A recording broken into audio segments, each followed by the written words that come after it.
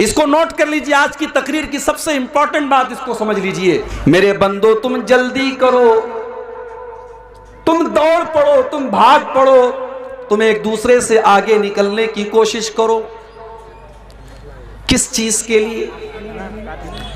इला मग़फ़िरतिन मिर रब्बिकुम, अपने रब की मग़फ़िरत को पाने के लिए, व जन्नतिन, और जन्नत को पाने के लिए। आज हम अपने समाज पर नजर उठा के देखें, समाज के अंदर एक दौड़ लगी, एक मुकाबला हो रहा है,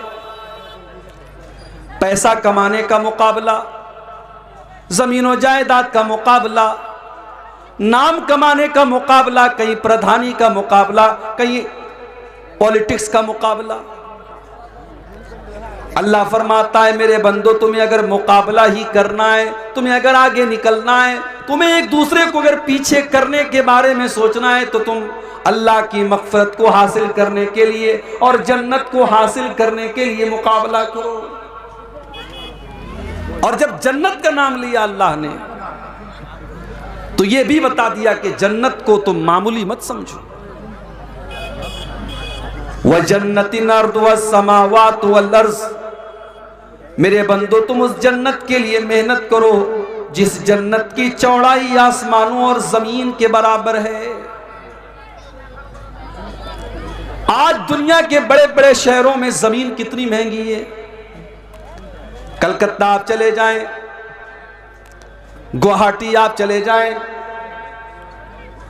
सिल्लीगुड़ी आप चले जाएं, अच्छे शहर में चले जाएं, आपको जमीन बड़ी महंगी मिलेगी। किसी बड़े शहर में जमीन का छोटा सा टुकड़ा भी इंसान को मिल जाए तो समझता है कि मैं बहुत बड़ा आदमी बन गया।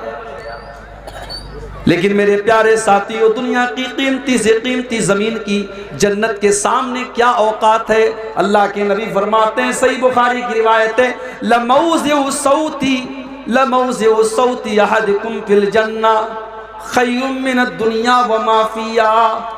जन्नत में एक कोड़े के रखने की जो जगह होगी, एक कोड़ा रखने की जगह जन्नत में दुनिया की सारी चीजों से बेहतर है। एक कोड़ा रखने की जगह, यानी हम अपनी जुबान में कह सकते हैं 1 स्क्वायर फीट का एरिया। जन्नत में 1 स्क्वायर फीट का एरिया दुनिया की तमाम कीमती से कीमती चीजों से बेहतर है। मेरे प्यारे साथी, दुनिया की खूबसूरती, दुनिया का ऐशो आराम जहां से खत्म होता है, जन्नत वहां से शुरू होती है। मेरे भाई, आज हमारे कितने नौजवान हैं दुनिया की औरतों की तरफ, दुनिया की लड़कियों की तरफ उनका एक आकर्षण है, तवज्जो है, गलत रास्ते की तरफ भी वो जा रहे हैं। काश कि उन्होंने कुरान में जन्नत का तज़किरा पढ़ा होता और जन्नत की औरतों के बारे में पढ़ा होता।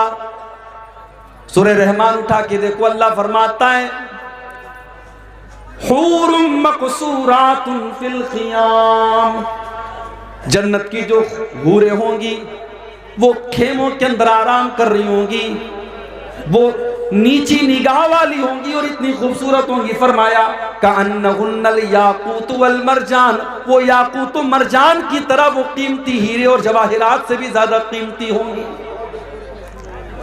वो जन्नत की औरतें इतनी खूबसूरत होंगी कि अल्लाह के नबी फरमाते हैं कि अगर उनमें से कोई औरत सिर्फ जमीन की तरफ झांक दे, अगर जन्नत से जमीन की तरफ वो झांक दे, लमलअत मा बैनहुमा रीहन, तो जमीन और आसमान के दरमियान का पूरा इलाका खुशबुओं से भर जाएगा। वलनसीफुहा अला रासिया खैरुम मिनद दुनिया व मा फिहा, और उस जन्नती हूर के सर के ऊपर जो दुपट्टा है, वो दुपट्टा दुनिया की और दुनिया की तमाम नेमतों से बेहतर है। मेरी माँ और बहनों, जन्नत की हूरें भी दुपट्टा इस्तेमाल करेंगी। जो औरत दुनिया में दुपट्टा इस्तेमाल करती है, गोया कि वो जन्नती औरत के नक्शे कदम पर चलती है, और जो दुनिया में बेहयाई का तरीका अपनाती है, गोया उसको जन्नत से कोई मतलब नहीं है। ये होगी जन्नत। अल्लाह फरमाता है मेरे बंदो, तुम्हें अगर मुकाबला करना है, तुम्हें अगर कंपटीशन करना है, तो जन्नत के लिए कंपटीशन करो जिसकी चौड़ाई आसमानों और जमीन के बराबर है। उइद्दत लिल मुत्तकीन, और वो जन्नत तैयार की गई है मुत्तकी लोगों के लिए, अल्लाह से डरने वालों के लिए, परहेजगारों के लिए। अब मुत्तकी कौन लोग हैं? अल्लाह ने उनकी पहचान बताते हुए फरमाया, अल्लज़ीना युनफ़िक़ूना फ़िस्सर्राई वद्दर्रा। मुत्तकी वो लोग हैं जो परेशानी में भी अल्लाह की राह में खर्च करते हैं और आसानी में भी अल्लाह की राह में खर्च करते हैं। हमारे पास दौलत है, हमने मदरसे में दिया, हमने मस्जिद में दिया, ये कौन सा कमाल हो गया भाई? कमाल तो ये है मेरे पास दौलत नहीं है, मेरे पास बहुत आसाइश नहीं है, मेरे पास दौलत की बहुत ज़्यादा कसरत नहीं है, लेकिन जहां देने का नंबर आया मैंने जो हो सका मैंने अल्लाह की राह में दिया। ये है असल तकवा, ये है असल दीनदारी। सहाबे किराम को देखो, गज़वे तबूक का मौका है, अल्लाह के नबी ऐलान करते हैं कि इस लश्कर की तैयारी के लिए ताउन करो, दान दो, चंदा दो, मैं तुम्हें जन्नत की गारंटी देता हूं। सहाबे किराम अपनी अपनी ताकत के मुताबिक, अपनी अपनी हैसियत के मुताबिक अल्लाह के नबी के पास आते हैं और ताउन पेश करते हैं। कुछ सहाबा ऐसे भी थे जो गरीब थे, मजदूर थे, उनके पास दौलत नहीं है, उनके पास सोना चांदी नहीं है, मगर वो इस्लाम की मदद करना चाहते हैं, वो अल्लाह के दीन की मदद करना चाहते हैं। उन बेचारों ने नाइट शिफ्ट में काम किया, उन्होंने रात और दिन मेहनत करके, मजदूरी करके वो एक मुट्ठी और दो मुट्ठी जौ लेकर के आते हैं। अय अल्लाह के नबी मेरा ये एक मुट्ठी जौ ले लीजिए, अय अल्लाह के नबी मैं और तो कुछ नहीं दे सकता, ये एक मुट्ठी जौ आप मेरी तरफ से कबूल कर लीजिए। मुनाफिक लोग मजाक उड़ाने लगे, ये देखो ये एक मुट्ठी जौ के जरिए इस्लाम की खिदमत करने के लिए आए हैं, एक मुट्ठी जौ के जरिए इस्लाम की मदद करना चाहते हैं। लेकिन अल्लाह के नबी ने उस एक मुट्ठी जौ के पीछे जो इखलास था, जो अल्लाह का डर था, जो दीन का जज्बा था, अल्लाह के नबी ने उस जज्बे को महसूस करते हुए उस एक मुट्ठी जौ को ले लिया और आपने फरमाया, लौ अनफक़ा अहदुकुम मिस्ला उहुदिन ज़हबा मा बलग मुद्दा अहदिहिम वला नसीफा। ओ लोगो, इस एक मुट्ठी जौ की कीमत तुम क्या जानो? अगर तुम उहुद पहाड़ के बराबर भी सोना खर्च कर दो तो इस एक मुट्ठी जौ का मुकाबला नहीं कर सकते। ये है तकवा, ये है दीनदारी। अल्लाह ने फरमाया मेरे मुत्तकी बंदे वो हैं जो आसानी में भी अल्लाह की राह में खर्च करते हैं, परेशानी में भी अल्लाह की राह में खर्च करते हैं। इसीलिए अल्लाह के नबी फरमाते हैं कि तुम अल्लाह को अपने अच्छे दिनों में पहचानो, अल्लाह को अपने अच्छे दिनों में पहचानो। या रिब्का फिश्शिद्दा, तुम्हारे बुरे दिनों में अल्लाह तुमको पहचानेगा। इंसान के पास जब अच्छा दिन आता है, जब दौलत आती है, जब ऐशो आराम की ज़िंदगी गुजारता है, तब उसे अल्लाह याद नहीं आता है। जब परेशानी आती है, जब बीमारी आती है, जब दुख और तकलीफ़ें आती है, तब अल्लाह याद आता है। अल्लाह के नबी फरमाते हैं अपने परवरदिगार को तुम अपने अच्छे दिनों में याद करो, यारिब का फिश्शिद्दा, वो बुरे दिनों में तुम्हें याद रखेगा। तो मुत्तकी लोग वो होते हैं जो अच्छे और बुरे तमाम दिनों में अल्लाह की राह में खर्च करते हैं। वल्काज़िमीन अल-गैज़, और मुत्तकी लोग वो होते हैं जो गुस्से को पी जाने वाले होते हैं। आज कितने मर्डर हो जाते हैं गुस्से की वजह से, कितनी तलाक हो जाती है गुस्से की वजह से, कितना शौहर बीवी के ऊपर हाथ उठा देता है गुस्से की वजह से। मेरे प्यारे साथियों, गुस्सा आना नेचुरल है, मगर गुस्से को कंट्रोल किया जाए, गुस्से को दबा लिया जाए। इसलिए अल्लाह के नबी फरमाते हैं लैसा शदीदु बिस्सुरा इन्नमा शदीदुल लज़ी यमलिकु नफ्सहु इंदल गज़ब। पहलवान वो नहीं है, बहादुर वो नहीं है जो कुश्ती में दुश्मन को पछाड़ दे। बहादुर तो वो है जो गुस्से के टाइम अपने आप को कंट्रोल कर ले। वल काज़िमीन अल गैज़, गुस्से को पी जाने वाले होते हैं। वल आफ़ीना अनिन नास, और मेरे मुत्तकी बंदे वो हैं जिनके लिए मैंने जन्नत तैयार करके रखी है। ये वो लोग हैं जो लोगों को माफ कर देते हैं, दरगुजर कर देते हैं। भाई जिंदगी में ऐसा नहीं है कि हर चीज आपके मन के मुताबिक हो। कभी आपकी बीवी ऐसा कोई काम कर देगी जो आप नहीं चाहते, कभी आपके बच्चे कुछ ऐसा काम कर देंगे जो आपकी मर्जी के खिलाफ है, कभी दोस्तों से अनबन हो जाएगी, कभी पड़ोसियों से झगड़ा हो जाएगा। आप हमेशा इस कुरान की आयत को अपने सामने रखें, वल आफीना अनिन नास, लोगों की गलतियों को माफ कर दिया करें, दरगुजर कर दिया करें।